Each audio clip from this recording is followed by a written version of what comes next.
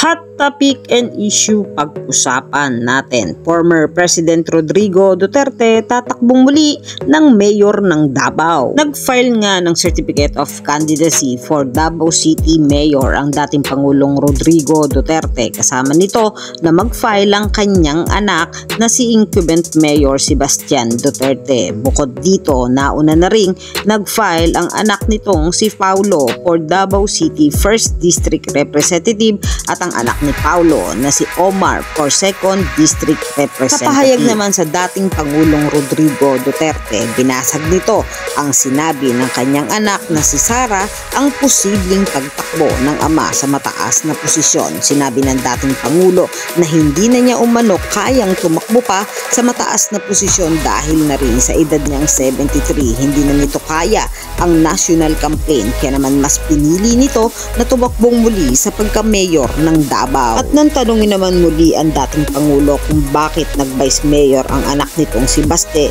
sinabi lang nito ang sakit niyang cancer, ngunit wala nang ididetalye pa ang dating Pangulo. Yan ang mga hot topic and issue dito lamang sa Tambalang JK.